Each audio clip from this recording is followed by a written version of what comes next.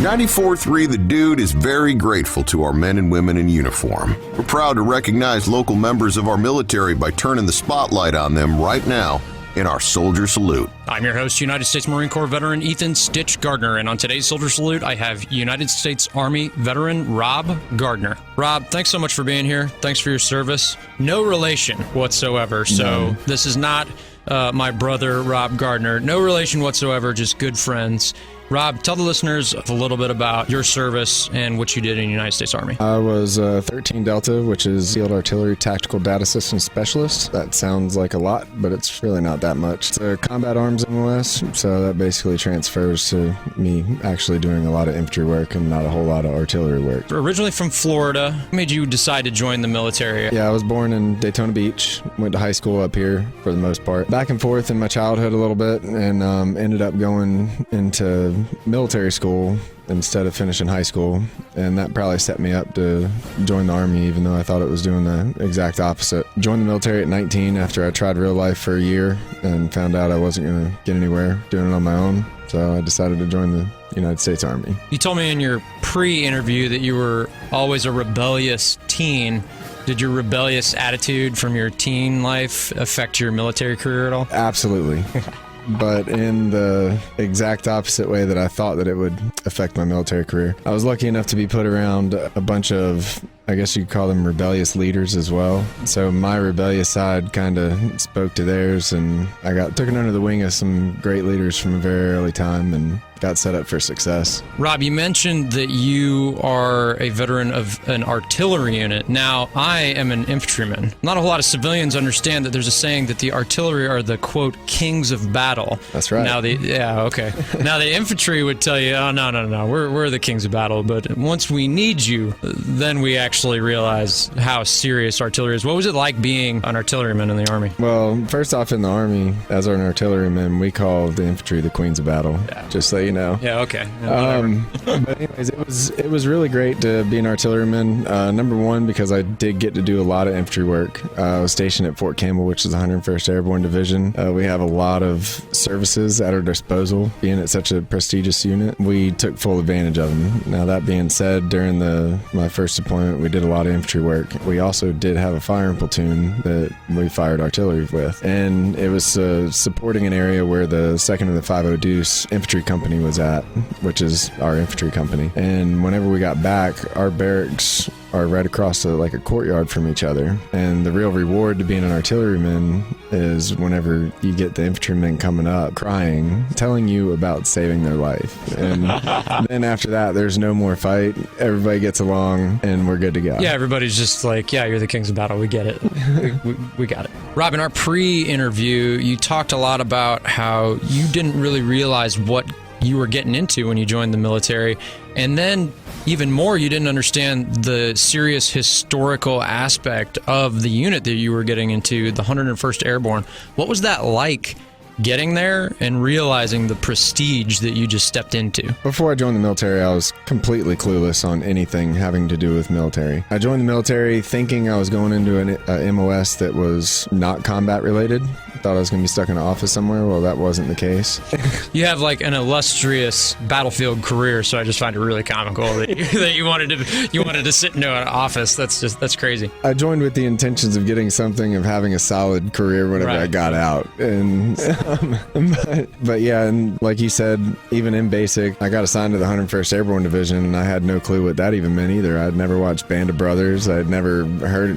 I'd seen the patch before, but that's as far as it goes. Didn't know what the patch meant or what they've done. Didn't know about Bastogne. Didn't know about Normandy. Didn't know about anything. Having to come in and learn that history, it was overwhelming, but it was also great, for a lack of a better word. You know, it's stuff that I feel like I should have known anyways. Not knowing that, I was a little embarrassed, honestly, because everybody else knew where I was going. They were like, "That is awesome. You got an awesome first duty station." I'm like, okay. And then I get there and I realize why. I'm like, I came there, it's the best division in the Army. Rob, you mentioned taking advantage of some of the local surroundings at your first unit, the 101st Airborne. So the way that I understand it is you guys had the awesome privilege of training with the 5th Group Special Forces unit that was near that unit. And I understand that the training that you guys had with them was some some of the best time that you ever had, and you actually got to use some of that training when you went off to Iraq? Whenever I got stationed there, because we were a field artillery unit and we were going to do infantry work, our leaders took advantage of the Special Forces group that was on the base. We had 5th Special Forces group on Fort Campbell. Some would argue the best Special Forces group that's on the planet. They're like the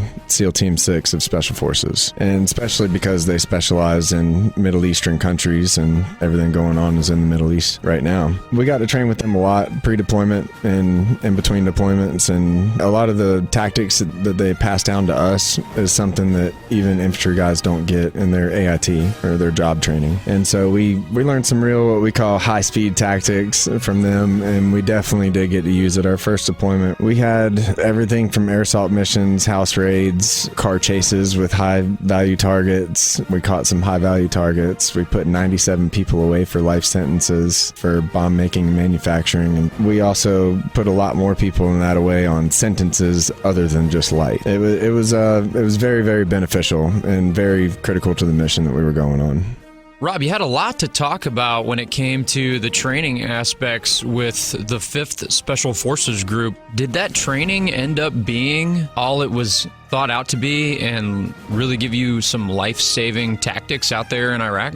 Absolutely. Everything from the CQB tactics, which is close quarter battle, everything moving in urban environments, medical techniques. All of us were basically EMTB, which is EMT beginner or basic, certified by the time we went on our first deployment. We all had life-saving techniques and the other side of the spectrum as well.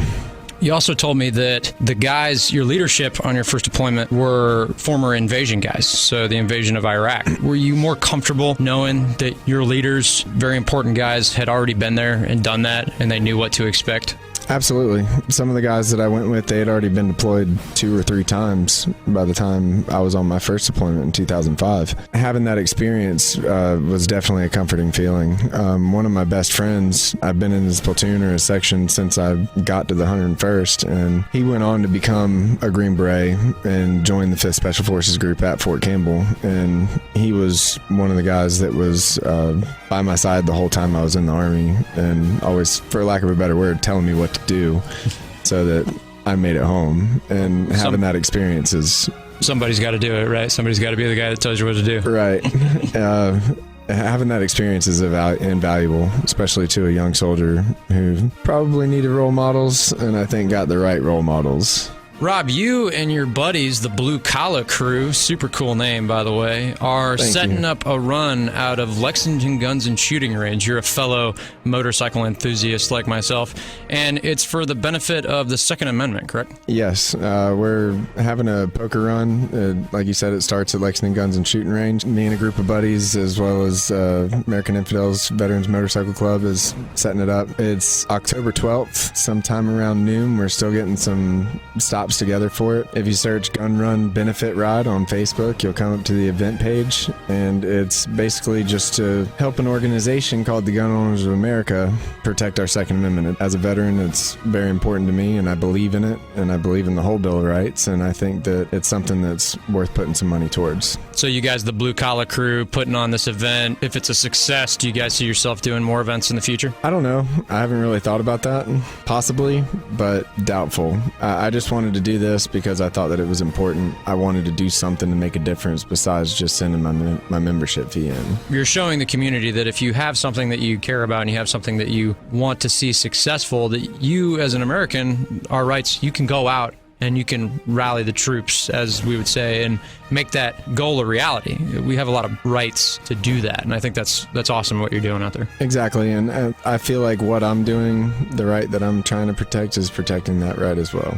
Rob, in our pre-interviews, we talked a lot about some survivor's guilt, some hard things that you had to do in the military. Nobody's ready to lose friends. Nobody's ever ready for that. What's been your rock? The thing that's pushing you on, that's helping you remember the good things about, the brothers that you might have lost and the hard times that you've been through? Probably 2 main things. One of them being is the brothers that I still have here. I still keep in contact with a lot of them. But the main thing is going to be my wife. My wife, Haley Gardner, I didn't even know that there was problems before she came along. And it's not that she pointed them out. It's just that she helped me realize them. And then now she's helping me deal with them. And she does a lot. She puts up with a lot of my garbage and she doesn't get appreciated enough for it. It's definitely something that I've tried in recent times to put on the forefront of my efforts for her efforts. You know, she does a lot for me, so I try to give it back to her. I've been over to the house a couple times. She's an awesome mom, really good cook. Love her cooking. What would you want to say to the guys out there right now listening that are dealing with a little bit of their own survivor's guilt? What's your advice to them? With me, it was a lot of, I thought that me being there might have made a difference, and chances are it just wasn't gonna. And that's something that you have to realize on your own, or you have to make peace with on your own. But somebody can help you out with that. Like my wife has helped me out a lot with it. And even if she just listens to me, it helps out. You know, she hears me tell stories, and sometimes she'll roll her eyes, and sometimes she looks like she's really into it. Either way, letting me say it is helping out. Thanks for joining us in our Soldier Salute, presented by Little Pig's Barbecue, serving Columbia since 1963 with that bodacious buffet. And Palmetto State Armory, American made for life. And Franklin Equipment, rent, buy, rely. And Atkins Law Firm Workers' Comp Attorneys. Who you hire matters.